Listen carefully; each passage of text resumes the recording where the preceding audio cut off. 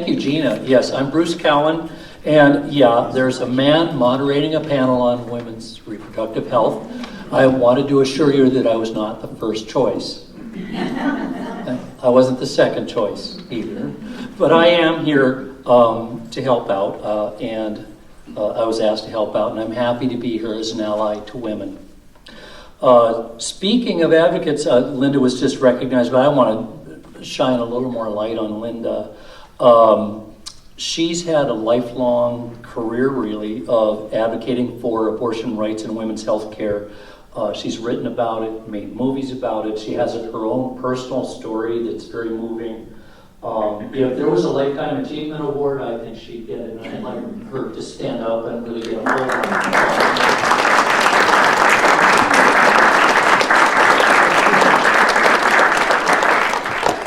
At the back of the room, there are back issues of Straight Up magazine, and there's one with a kind of a brownish color that you can buy for $10 that has the full story. Really, Linda was able to work with it. Was it with you or with somebody else?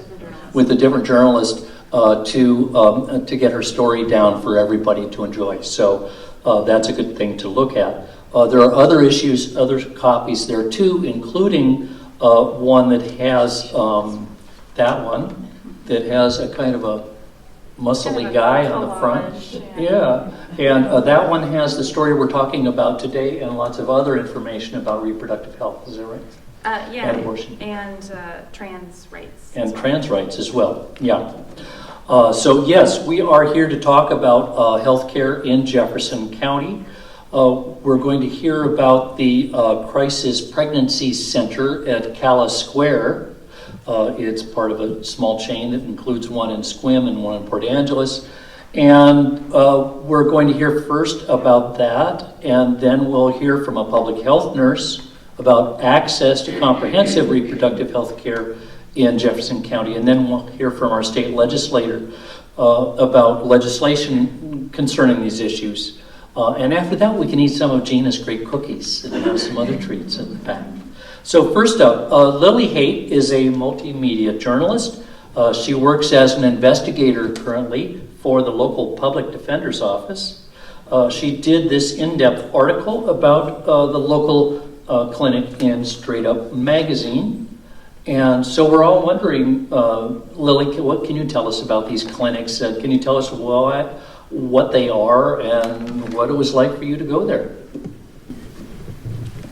Yeah, so these clinics, Obria clinics is what they're called, does it need to be closer? Can everybody hear me okay? Let's move it a little closer. Okay, I'll try to speak up. So they're what are known as crisis pregnancy centers. And basically what they do is operate as they tell the world that they're a women's health clinic or a reproductive clinic, or sometimes even a women's and men's health, sexual health clinic, and kind of operate under the guise of being similar to, say, a Planned Parenthood or a public health clinic, when in actuality they're religious organizations. And so, I guess I first heard about these types of clinics a while back. I knew that they existed, but I didn't know they were here in our county and in our neighboring county, Clallam County, operating, and kind of not in secret, but just under the radar, I guess I would say. So I had a friend who worked for a health clinic in Port Angeles, and she said, "Hey, have you heard of Obria?" And I said, "No, I've never heard of that." And she said, "I think they're opening one in Jefferson County soon." And at the time I worked at the Port Townsend Leader, so I kind of filed that away for potentially a story in the newspaper. And then COVID happened, and I didn't work at the newspaper anymore, and started volunteering with Straight Up magazine. And I one day was driving down to Port Hadlock and saw the sign, Obria. And I was like, oh, it's here. They've set up shop.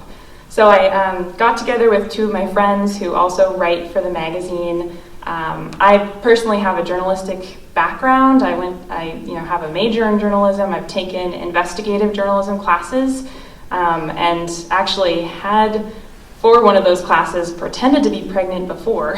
So I kind of had some idea of how I might go about finding more out about this clinic. And so I got two of my other friends to do it with me, and we decided we were going to go in and see what they were like, since we were the age of women who might happen upon those clinics and need their services and not know what they were actually offering. Yeah, does that answer the question? Sure. So let's look a little bigger picture here. This is a national organization.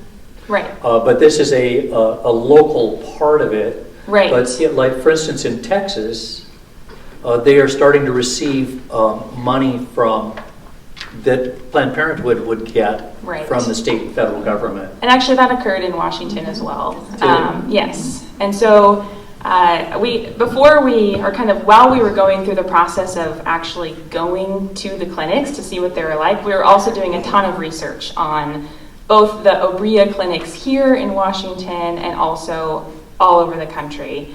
And Obria itself kind of started in California. It's had many different names over the years. Obria, they recently changed to that name, and actually in an interview with the founder of the clinic, she explains why they chose that name. It has a certain meaning, but it's also vague enough to just sound kind of health clinic-y, that you wouldn't really know. It used to be called like My Choices, which is also pretty vague, but I think we started to catch on to My Choices meaning, oh, that's a anti-choice organization.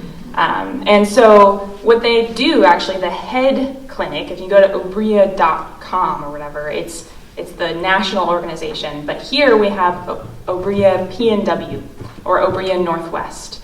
And so the head organization goes and they buy out those older crisis pregnancy centers, which have existed for a long time, and they're kind of, I guess, making them all part of this like national organization. So that means that bigger organization can then go and apply for Title IX funds and get them. So they're being funded by the federal government. And there was actually a really great article we referenced, and I think there's a link to it, or not a link, but a kind of citation to it. I think it was Vox, a Vox article. About how they, in 2019, were able to acquire Title IX funds. So we kind of have our Obria Northwest clinics, but it's definitely tapped into this much larger organization. And once you start reading some of the things that the founder of Obria has said, you can definitely see that it's a religious organization and that their goal is to indoctrinate people. Yeah. So what was it like going there? So it was interesting. So first, my friends V and Jade, who are other reporters, this was their kind of first reporter expedition actually, went to the clinic in Sequim. And they actually did it on the same day. I think they both wanted the solidarity of knowing that the other person was there, and it's nerve-wracking to go in and represent something that maybe is not 100% true. And I had taken this investigative journalism class, so I was telling them, okay, don't outright lie, don't try to make it a very big dramatic scene, just try to see what happens if you go in and say, for example, I'm pregnant and I don't want to keep the baby, or I'm pregnant and I think I do want to keep the baby. So they had their experiences there, which they write about in the article, and immediately they came back from that experience and there was this like amazing visual that I wanted to use in the article so badly. V, who went in and said, I'm pregnant, I think I want to keep the baby, but I'm not sure. The nurse working there gave her a green folder of pamphlets and information. Jade, who went in and said, I'm pregnant and I don't want to keep the baby, can you give me an abortion here? They gave her a red folder. So we were like, whoa, that's extremely obvious what's going on here. That's their filing system, right? And V, kind of was introduced to this program they have that I found to be manipulative, in which for new mothers, women who are pregnant, they'll enroll you in what's called baby bucks, where they will give you, free diapers, a changing table, a car seat, baby wipes, toys, blankets, whatever, if you enroll in this program where you watch their educational videos about anything from motherhood to fatherhood to raising kids. I think there was even, we list some of them in here. There was, some about being a supermom or parenting without shame or depression and suicide or sex is awesome. There was one about porn, about choosing marriage, and they're basically kind of religious indoctrination videos. So you watch a certain amount of videos, you get a certain amount of baby bucks, and then you get the free things. They're not just going to give them to you. You have to be part of the program. I suppose maybe if you went in and you acted super desperate, maybe they would give you some things, but she learned all about that baby bucks program, and it felt like to her, and she describes this in the article, that she was being enticed to keep the baby because she would get this stuff and they were going to help her and it was all going to be okay. Jade, meanwhile, was pretty much given a cold shoulder kind of experience because she went in there saying, I want an abortion, can you do that? Can I set up an appointment? And was told, we don't do that here, we don't perform abortions, and asked questions that I actually highlighted this section because I thought it was interesting. She said the language she used felt manipulative. Phrases like, if you do this, if you choose to end a life, things like that. So very clearly placing this burden onto Jade. So it was interesting to hear from their perspectives what happened, and then I decided to kind of learn a little bit more about what other services they offer. So on their website, it's this sparkly website with all these pictures that look like a health clinic and smiling women wearing doctor's outfits. And they say they offer all these things like STI testing, pregnancy tests, like all these sorts of health services. They'll do an ultrasound, they'll do counseling, they'll do all these sorts of things. And there's also a note on their website that says they do abortion reversal, which we can talk about a little bit more what that is. So I wanted to see, okay, what if I go in and ask for something as simple as STI testing? So I went into the Calipoint clinic. They're only open 2 days a week and for very limited hours, I think from like 12 to 4 or something. So I took a long lunch break, drove down there and went in. And immediately, I guess, kind of felt that first of all, they were pretty surprised that I was there. So I wonder who they usually see come in here. I was wearing professional clothing. I am the age that I am. I just wasn't sure why they were surprised to see me. And I had to fill out a lot of paperwork, which is typical for going to the doctor's office. But some of it was pretty interesting, and I wish I had taken a picture of it instead of handing it back to them. I think I kept some of it, but not all of it. But I did have to fill out, initialing saying that I understood that they were a religious organization and that I understood that they could not perform certain things. And so that was a pretty interesting experience. And then the rest of it was actually, I got my blood drawn, and they sent out the blood to an actual lab in Texas, I think it was, where they test for STIs, and then they gave me the results.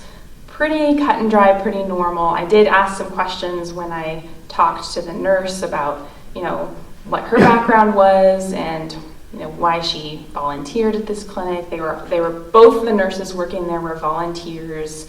They worked at both clinics, so that made me understand better why they have certain days they're open and certain days they're closed. And the nurse who took my blood had formerly worked for a family clinic in Squim. So I just tried to gather as much information from her as possible. I learned that, I asked, could I get a pap smear here? And they said, no, we don't do that. You have to schedule that with your PCP. And I asked a few other questions. The other thing that I noticed when I was in the waiting room before my appointment was that there was actually somebody else in there who was getting an ultrasound. And I could overhear her conversation with the nurse as she walked from the clinic room to the front door. And I mentioned this in the story because I was worried about her because she had some symptoms that she thought she was pregnant, and she was getting an ultrasound, and there was something that they couldn't really see anything, and they weren't sure that she was actually pregnant. And later, when I sat down with Sherry Van Hoover, who was kind of our guide throughout this process, and she has a medical background, and I explained what I had overheard to her, and she immediately said, well, what if she has an ectopic pregnancy? Would the nurses there be able to recognize what that is? Like, what's their training? And what would they recommend for her if she did? Because they couldn't do more than an ultrasound, a pregnancy test, and an STI test, right? I asked, I can't get a pap smear here, I can't get this here, you have to do that through your PCP, we can help you set that up. Would they help her set up an actual doctor's appointment for an ectopic pregnancy? I don't know. Who would they do that with? Do they have a doctor who they can interact with?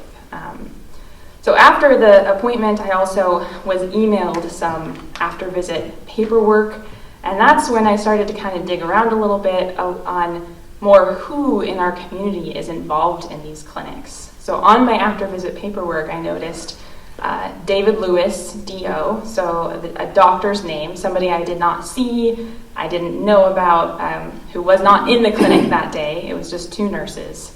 And so I Googled him, being like, well, who's this? And he's a doctor out of the Sequim area. And I also looked up who is on the OREA Northwest board, because it's a nonprofit organization.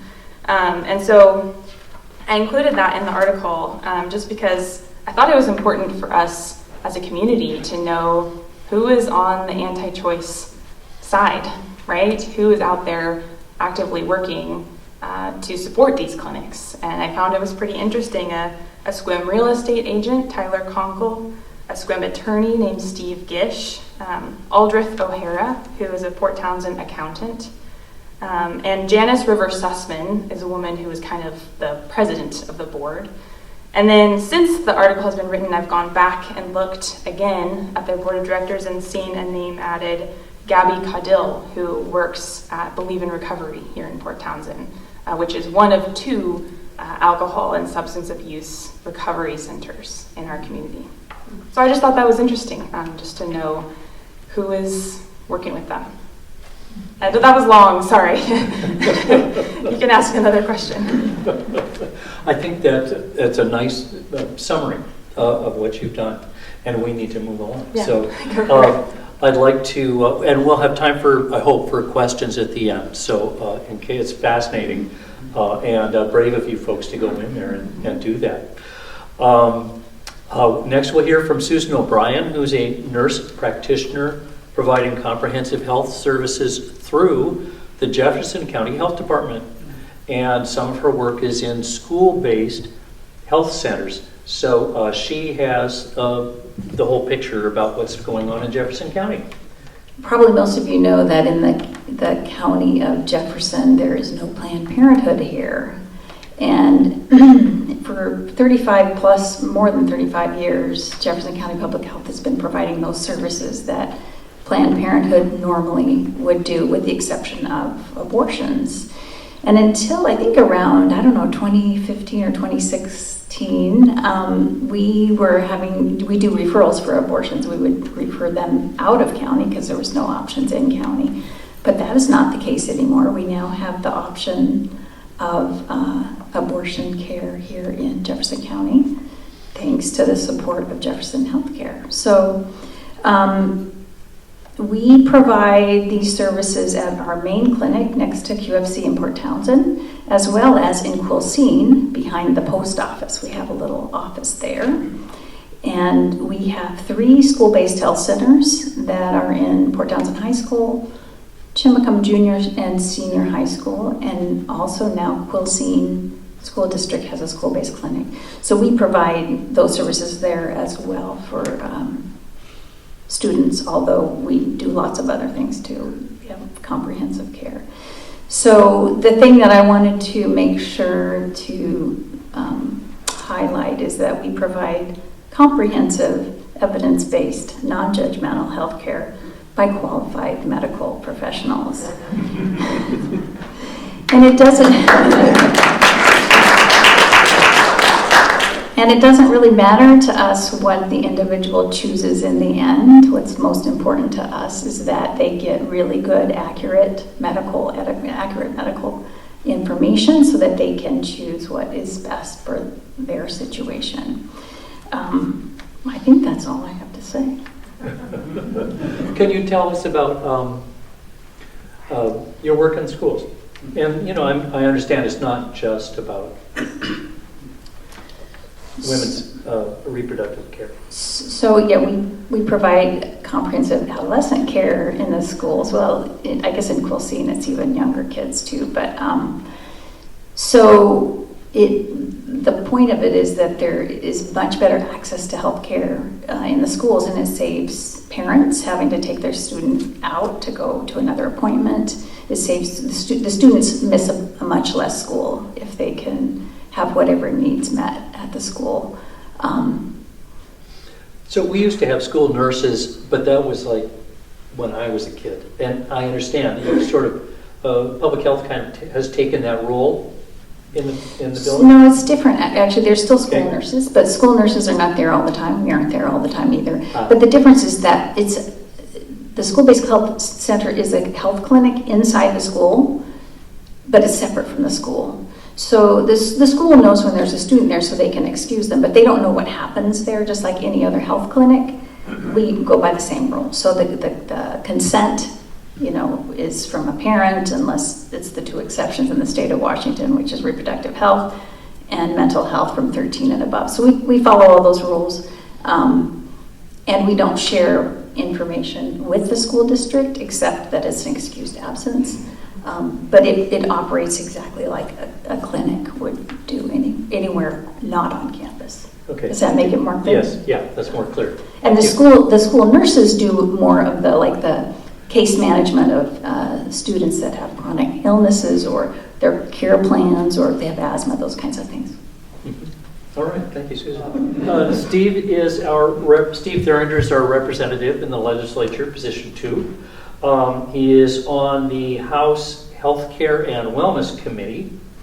I was looking at some legislation. Planned Parenthood has not finalized the legislation they're going to be looking for in this coming session, but you may be able to tell us something about what's already been passed and what you think might be coming up.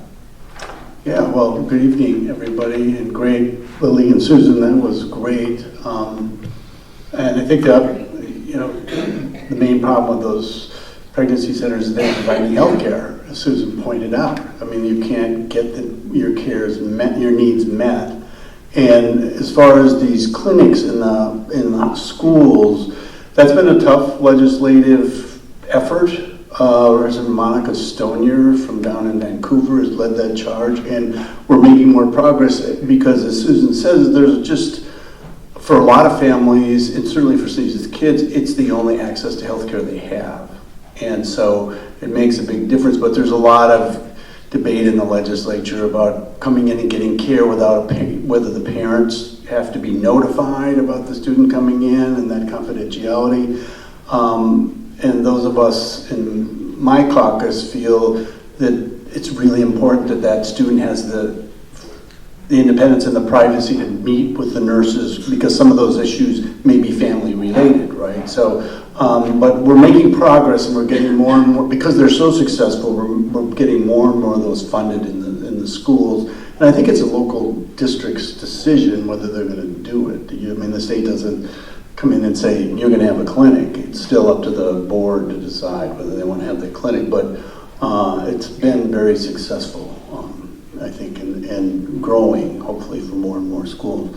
So on the reproductive rights, obviously, after the Dobbs decision, there was huge impacts, and Washington is kind of a sanctuary or a destination for folks, certainly from Idaho and other surrounding states, for a full array of reproductive health. And so we've added to our budget 4 clinics that do provide this kind of health, reproductive health, to the tune of about $24 million over the last couple of years to beef up staffing and support these clinics, because of that's pretty important.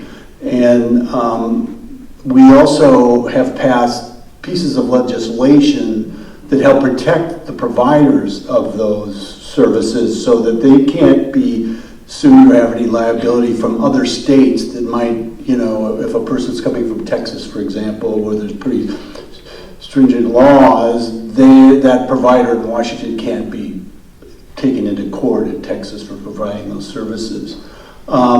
We've provided one bill, Senate Bill 5242, has prohibited, limits the amount of cost sharing that a woman would have to pay for an abortion right, so the insurer can't come in and restrict those services by bumping up the price. It has to be normal service as provided by their normal plan. They can't tweak that plan to limit a woman's access to the care. There's a Bill 1555, My Health, My Data, protects personal health data.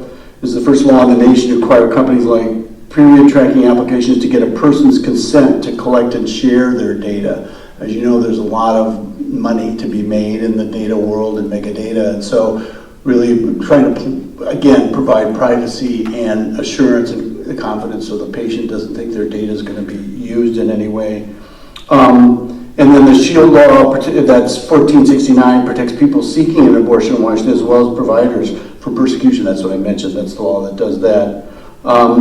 And same with House Bill 1340, which provides professional and disciplinary action in Washington for performing these procedures that are legal here, regardless of punishment in other states. So those are the 2 bills that kind of cover what what I mentioned about providing protection. There is a bill that's in the Senate right now that is called Keep Our Care Act, and it did not get out of the Senate last year, and I think it will probably come out this year. And this is sponsored by Senator Randall, Emily Randall, from down in Bremerton, and it addresses mergers and the restrictions that come from mergers for a lot of reproductive health care, a lot of transgender care, all these different types of services that a number of, through the mergers, they're being taken over by the Catholic Church and other religious entities, and that's limiting some of these services. In fact, the data I've seen is that almost half the beds in Washington are restricted in that way. And so this bill provides, it's the enforcing mechanism is the Attorney General's office, and they can oversee these mergers. And if there's any of these restrictions, the Attorney General could come in, and there's some pretty steep penalties. I think it's like $200 a day or something. That adds up if they're trying to stonewall you on this. But actually, I was talking to Senator Randall over the weekend. One of the issues that I think needs to be addressed and will probably be amended in this bill, there are some issues around smaller practitioners, smaller offices, right? And it's very difficult for a doctor these days to make it work as a small business person with their own practice. So they need to come under the wing of maybe a Jefferson Healthcare or Olympic Medical Center. And so this bill is not clear on whether those smaller practices can be assumed, and there's some disadvantages of some of the administrative costs and the office costs can be handled by, say, Jefferson Health. And I see Dunia's here, Case is here, so they could probably answer this, give you more detail. But I think we want to make sure that that's not prohibited by this Keep Our Care Act, because I think there's some need for that. The whole issue in my mind, certainly for reproductive health, women's health, transgender health, is access to good quality care. And sometimes that can be limited if a single doc can't make it on his own and needs, or a single office can't make it on its own, needs to be under the umbrella of the hospital. So that I think will probably get out of the Senate. There's a companion bill in the House, and we're kind of waiting to see what the Senate does with it. But I think it's got some momentum to move forward. And that's kind of, I think, where we are. I don't know, and Bruce and Deborah were really helpful in doing some research on some of this legislation, and I don't know if there is specific legislation on these centers, on these pregnancy centers. I don't think we've addressed that specifically in the legislature. My Health, My Data really is going to have an impact on them, because that has been they are not actually medical clinics, and HIPAA doesn't cover them. And so the fear has been that they are sharing data on individual people who come to them thinking they're going to get services, and sharing information about that with people in the anti-choice camp. That's really interesting. Yeah. I gave them my information. So. You did, and they haven't. Yeah. And so My Health, My Data, they have to tell how the information will be used. You have to opt in. There's all kinds of transparency measures in it that are going to make a big difference. I was just talking to a couple of the political wing of Planned Parenthood people who were very glad to see these things come in. Planned Parenthood people were also able to tell me that they survey these places, and they talk to people who have been to them, and they don't think that a lot of people go there thinking that it would be a place they could get an abortion. That the people go in there fairly clear-eyed about that they can't get that there, but they do expect more. The story was told to Planned Parenthood about by a woman who went to a clinic, I think in the Everett area, and one of these clinics, and she was pregnant from California, wanted to keep the baby, went to the clinic, and just really needed to find out how to get onto Medicaid, which is not a big deal, and it would be an easy referral, but they didn't help her. So that's, nobody can really expect much from them. I think one of you journalists, didn't you ask for contraception? Yeah, I can't remember if that was V or Jade. But I kind of also asked questions about what they offered, right? So when I first got in, I was kind of just chatting with the nurse, and I said, "Oh, do you guys do, abortions here?" And she was like, "No, we don't do that." And so I was asking what sort of things they offer, and learned that they don't offer contraception because, again, that they're under this Catholic religious kind of organization, and they don't offer, like a pap smear, anything like that. And I couldn't quite get a clear answer on, okay, if I asked the nurse to refer me to somebody, would she be able to do that? When I asked about the pap smear, she said, you should probably get do you have a PCP? You could go to Jefferson Healthcare. So she was telling me to go to a place where I could get that. But given what they have on their website, I was a little surprised that they didn't do anything like that. And from our experience, what we found out what they do is they'll have you watch educational videos to get free stuff. That's one thing they do. And they have a program for women and for men for that.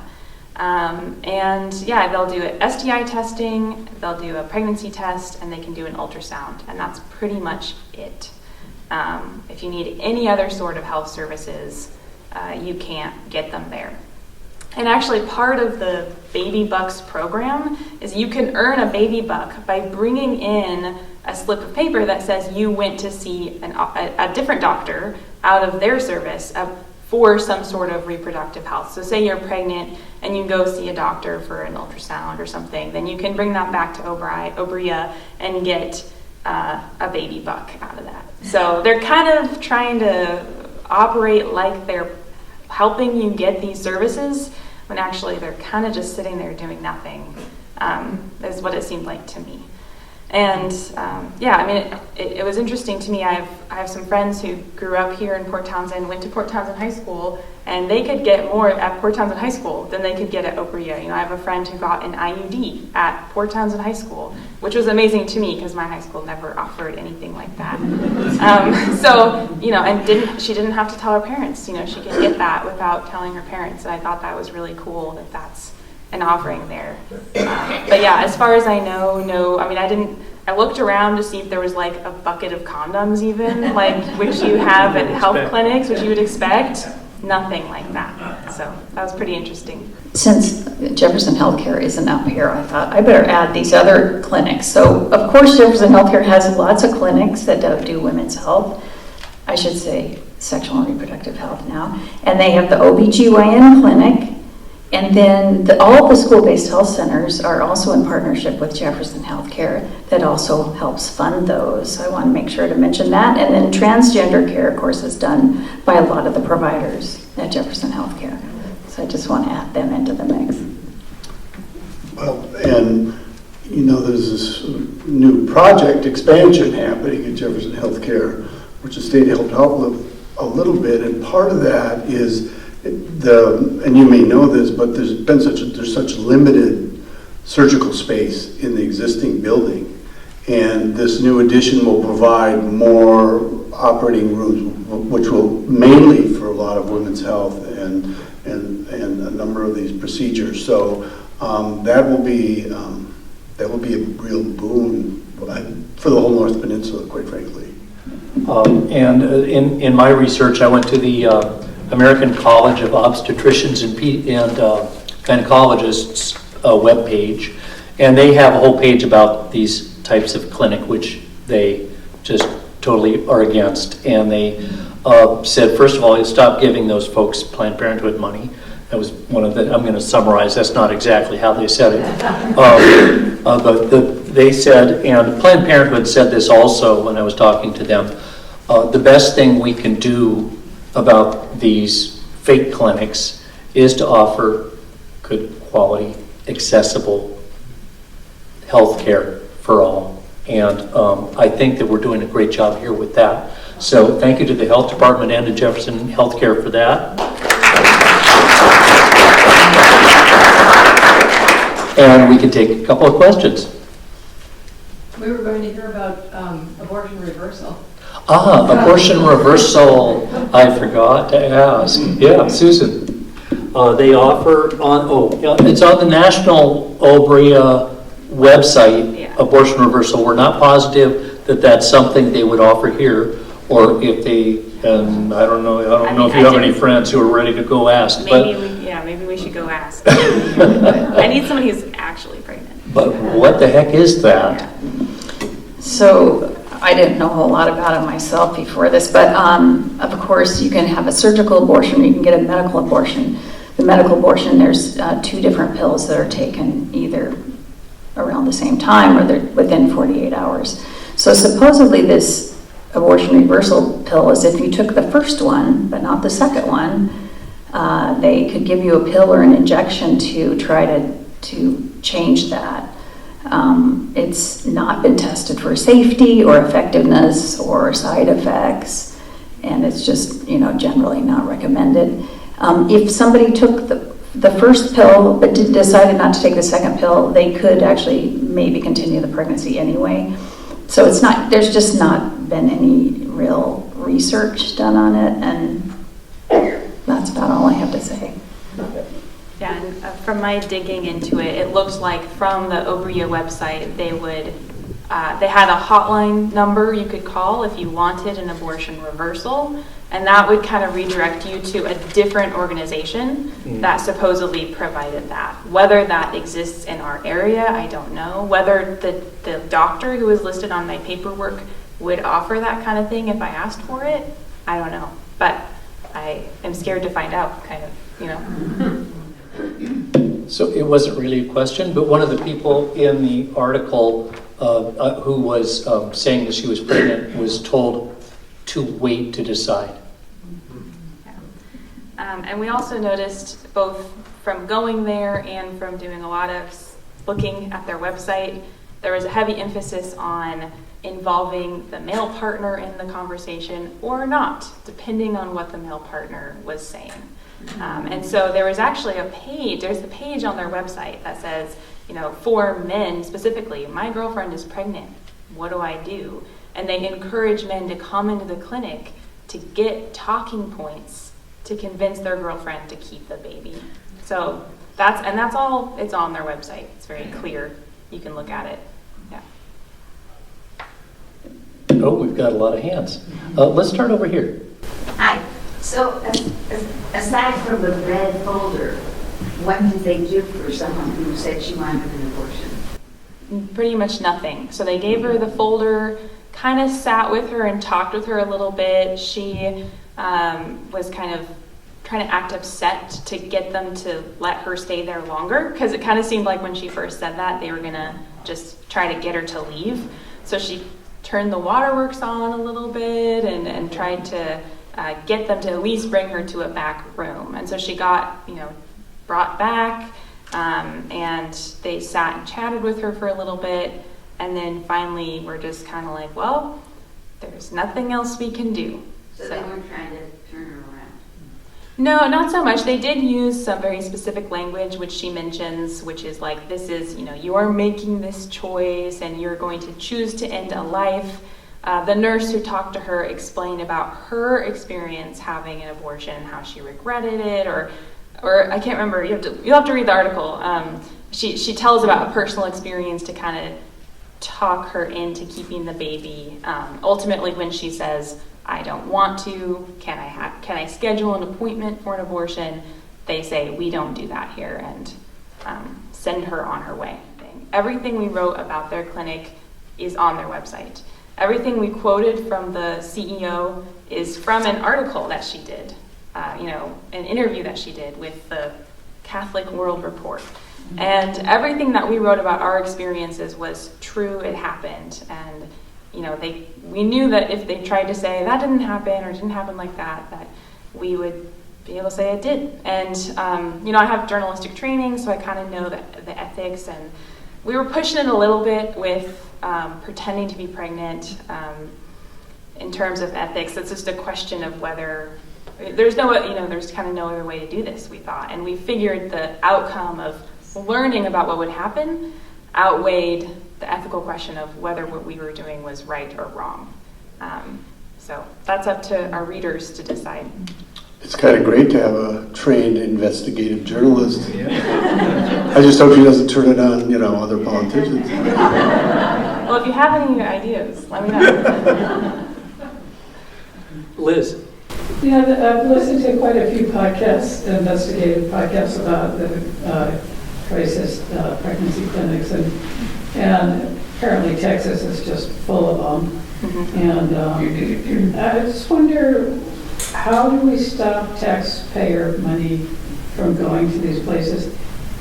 One of the things that really struck me was that they will often do an ultrasound and tell someone that they're not as far along as they think they are in one of these states where, they have to only have 6 weeks or 8 weeks.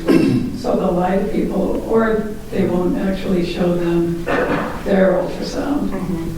So and I went to a place like this way back when in my 20s in Boston for a free pregnancy test, and they just started whipping out pictures of bloody fetuses.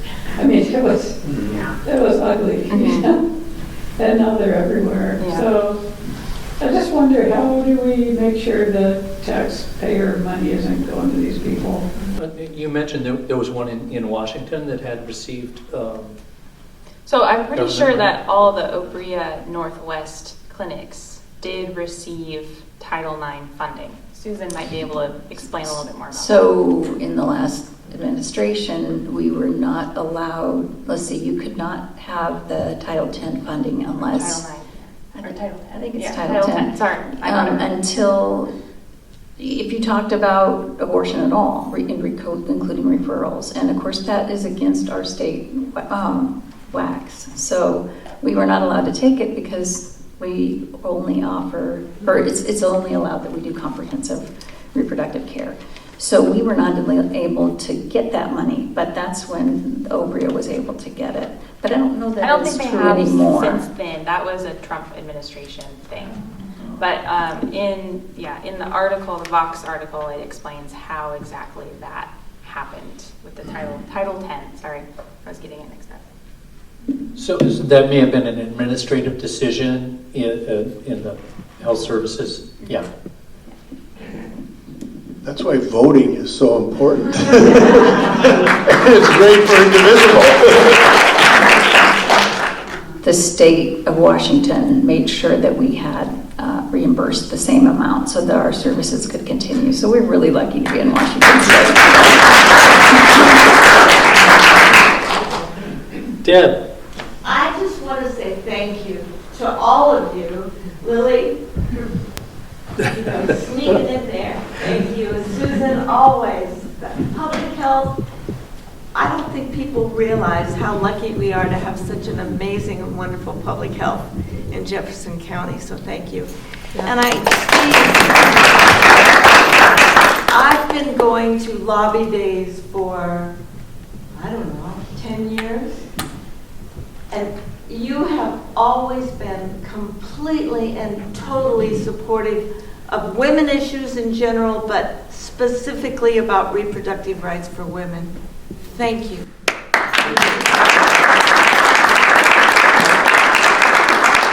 One of my floor speeches when I was a freshman was on reproductive health legislation. I don't speak on the floor very much, but I did mention that I had 5 sisters. And then my 5 sisters would not want me as their brother, or certainly as an elected official, telling them what to do with their bodies. Linda? I have a question for Susan, because I think some people might wonder what is the extent of the damage that they can do in a community like this, where a lot of young people are homeschooled. I mean, so they wouldn't have a school nurse to go to and talk to if they had a problem.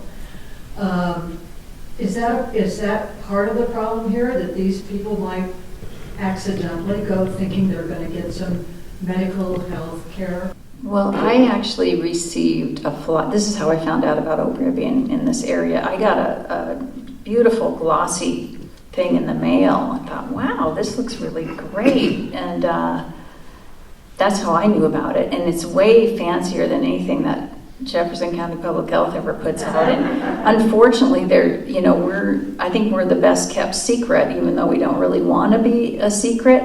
So that was concerning to me, because they had a lot more money for marketing than we do, and they're obviously way better at it. I don't know how many people were there. Yeah, I mean, there was one person there when I was there. I also know from my experience working at the public defender's office, I've encountered people coming into our office who have been into that clinic. I think it's interesting that they decided to open it in Port Hadlock. Maybe somebody who lives in Port Hadlock isn't, if they Google health clinics, reproductive health clinics, they see Jefferson Healthcare or Jefferson County Public Health, but then they see one that's much closer to home, that has a shiny website and good marketing, and they might go there. So. I would like to point out, too, that this is not new. It's been around for a very long time in Port Townsend, where the liquor store used to be. Many of you might know where the liquor store used to be. In that brown building, this kind of triangular, there used to be a place down there. And the My Choices thing was the same 3 outfits owned by those people who were named as board members And they've been around for a long time. Let's take a last question here. Thank you. Go ahead, Marilyn. What is the religious connection? Was that clear? Was that stated? So when I was there, it wasn't super clear. There was some paperwork I had to fill out, and I remember initialing next to some statement that Obria/My Choices was a religious organization. On their website, you can kind of read between the lines, but where we really got into that was the videos that they offered through the Baby Bucks program. So we went to the website they directed us to go to in the green folder of all these videos. I mean, there's hundreds of them that you could watch to earn Baby Bucks. And that's when we started to see more of the religious messaging, just about, marriage versus having a baby single, things like that. Choosing to be abstinent, having sex after you're married, all that kind of messaging that's been around for a long time because of the religious influence. In my research, however, when I looked up information about the CEO of Obria and her history, very clearly a religious influence there. She's Catholic. She's talking to other Catholic people. It's promoted by the Catholic Church. And I think the one thing that really, really stuck with me was some of the things that she said in this article. And I quoted some of her statements in her article, but it really, it pointed directly. She clearly points to the reason why they're doing this. And it's not only an attack on women's health, but it's also an attack, it's a white supremacist attack. And she says, in this interview from 2015, she says, she gets asked, is abortion getting the attention nationally that it deserves? And she says, no. And she said, few people realize that it has had a devastating impact on our society and threatens our culture's survival. Take the example of Europe. When its nations accepted contraception and abortion, they stopped replacing their population. Christianity began to die out. And with Europeans having no children, immigrant Muslims came in to replace them, and now the culture of Europe is changing. Yeah. And this is online today. I just printed this out today. It's still up there. So it just really, I think, pointed to that central issue that abortion in America today, the anti-choice side is about keeping white cultural society alive. So, yeah. All right, so with that, I want to thank our guests.